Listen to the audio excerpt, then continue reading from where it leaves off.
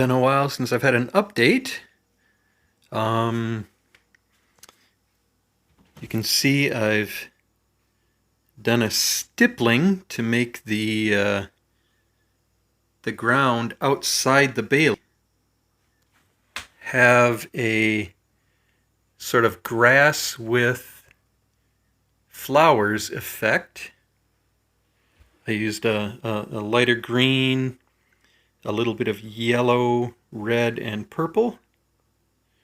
One of the cool things that I learned like a year or two ago was how one of the reasons tulips were used a lot was because you could plant them outside of a castle and it would help keep things from growing too much so that you would never have tall plants that could hide people trying to sneak up to the castle.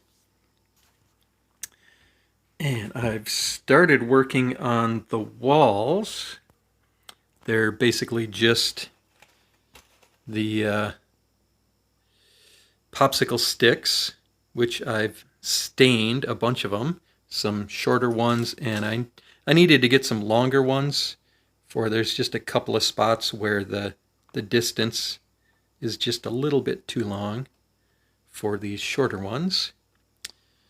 And I'm just using tacky glue up each side and then sticking the pieces on.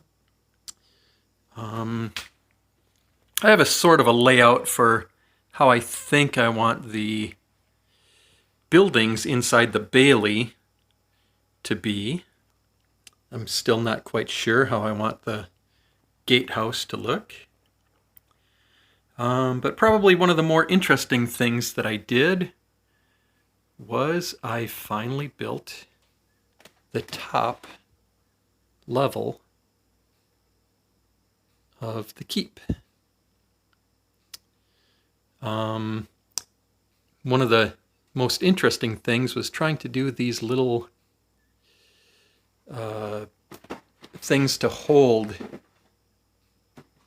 And all I did was I took the dollar store foam core stuff and I made a little template out of some chipboard, and I used that to cut a bunch of them and just hot glued them in. So that works pretty good, and it makes it look fairly nice. Now I don't have the things that you usually see on the top of a castle. Some of the things that I've been doing with this are like, this is an early version of a Motte and Bailey castle. So we don't have what has come to be called a moat around the motte or the hill. The reason it's called a moat is apparently because the hill was called the motte, but over time they just started calling the ditch that they had dug out to get the dirt that they needed to build the motte, they started calling the ditch the moat. So that's where that word comes from, apparently. But the whole thing is supposed to be like an early version of a wooden Motte and Bailey. And hopefully this next weekend coming up, I'll have this done, and the kids will be taking over this castle, and it will get attacked.